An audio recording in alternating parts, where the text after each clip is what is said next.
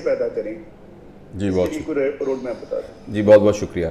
देखिए बच्चे जो है, बच्चों का अल्लाह पाक से जो तारुफ है ना, उस तारुफ की सीढ़ी वालदैन है। वालदैन है। जैसे मैं एक घर में गया तो उन्होंने कहा कि जी हमारे बच्चे जो है ना, देखिए मैं आपको सिखाता हूँ, मैंने अपने बच्चों की बहुत तरबियत की है। तो उन्होंने कहा इधर आओ बेटा, सुनाओ सूरह यासीन। तो उस बच्चे ने सूरह यासीन सुनानी शुरू कर दी। अच्छा एक और, इधर आओ तुम दुआ दुआ कुनूत, उसने दुआ कुनूत शुरू करा दी। अच्छा एक से ये बताओ सोने की दुआ क्या है, उसने बता दी। जागने की दुआ क्या है, उसने कहा दूध पीने की क्या है, उसने कहा नया फल खाने की क्या है, सब दुआएं सुना दी।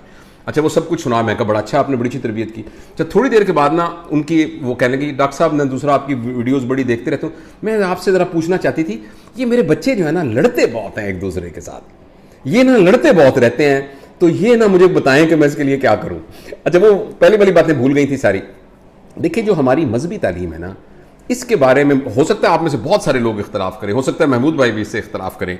मैं ये समझता हूं कि मुसलमान घरानों में मजहबी तालीम देने के लिए मुंह से एक लफ्ज़ भी नहीं निकालना चाहिए। ये बिल्कुल बच्चे को नहीं कहना चाहिए तुम नमाज पढ़ो। आप कहेंगे ये क्या बात हुई, ये क्या आप क्या कह रहे हैं, फतवे लगा देंगे आप।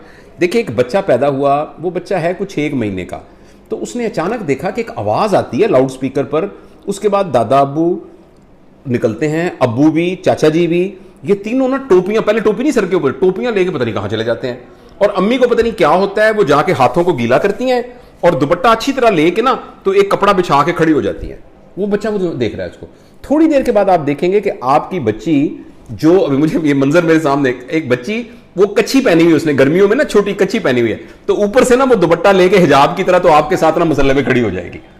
अच्छा अब वो जो आपके खड़ी हो जाएगी ना, ऐसे कभी ऊपर देखेगी कभी नीचे देखेगी, तो एक वो बच्चा पूछेगा मामा आप क्या कर रही हैं। मैं आपसे गुजारिश करूंगा फिर भी ना उसको कहें कि मैं नमाज पढ़ रही हूं, उसे कहो बेटा तुम बताओ क्या कर रही है, सब्र करें, तुम बताओ।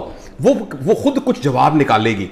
फिर एक वक्त वो कहेगी कि ये मैं ना नमाज अल्लाह मियाँ की नमाज पढ़ रही हूँ। फिर आप पूछेंगे अच्छा बेटा हम क्यों पढ़ते हैं, वो कहे मामा आप बताएं। मैं क्यों बताऊं, तुम बताओ। ये जब हम कहते हैं ना तुम बताओ, अब हम उस बच्चे के अंदर वाई पैदा कर रहे हैं, मैं ये नमाज क्यों पढ़ूं। हमारा प्रॉब्लम यह है कि हम जल्दबाजी में बच्चों को दीनी तरबियत देते वक्त व्हाट देते हैं, हाउ देते हैं, वाई उनके अंदर पैदा ही नहीं होने देते। चूंकि उसके अंदर वाई पैदा नहीं होती ना, तो तुम नमाज क्यों पढ़ रहे हो, मैं इसलिए पढ़ रहा हूं कि मेरे अबू पढ़ रहे हैं। अब ये तो कोई वाई का आंसर नहीं है। तुम क्यों नमाज पढ़ते हो, क्योंकि मैं नमाज ना पढ़ूं तो अम्मी मुझे डांटेंगी, ये तो वाई का कोई आंसर नहीं है। बच्चे के अंदर खुद ये डेवलप होना चाहिए, मैं इसलिए नमाज पढ़ता हूं कि मेरे पैदा करने वाले ने मुझे हुक्म दिया है और ये मेरी उसके साथ मुलाकात है, मैं ये कर रहा हूं। जब ये वाई पैदा होगी ना, तो तब ये इन्न सलात तन्हा अनिल फहशाई वल मुनकरी वल बग़य, ये वाली नमाज होगी। वरना हम नमाज भी पढ़ते रहेंगे, झूठ भी बोलते रहेंगे, नमाज भी पढ़ते रहेंगे, धोखा भी देते रहेंगे। अजान की आवाज आएगी, हम सारा काम छोड़ देंगे और वापस आके फिर रिश्वत लेना शुरू कर देंगे। तो बच्चों के साथ जो खुदा पाक का तारुफ है, उसका ताल्लुक इस बात से है कि माँ बाप का खुदा ताला के साथ किसका ताल्लुक है। अगर वालदैन का खुदा ताला का एक हक्कुल यकीन का ताल्लुक है, हम कमरे में 2 बैठे हैं और तीसरा खुदा बैठा है, ये एहसास अगर मेरे दिल में होगा तो ये मेरी आंखों से नजर आएगा, मेरी जबान से नजर आएगा, मेरे चेहरे पे नजर आएगा। अगर मुझे खुदा की मौजूदगी का एहसास उसी तरीके से है जिस तरीके से कि आपकी मौजूदगी का एहसास है, तो वो तमाम लोग जो खुदा ताला से अपने बच्चों का तारुफ कराना चाहते हैं, उनसे मेरी रिक्वेस्ट ये है कि वो अपना ताल्लुक खुदा ताला के साथ मजबूत करें। खुदा के राज़िक होने का हमारे रवैये से पता लगना चाहिए, हमारी बातों से नहीं।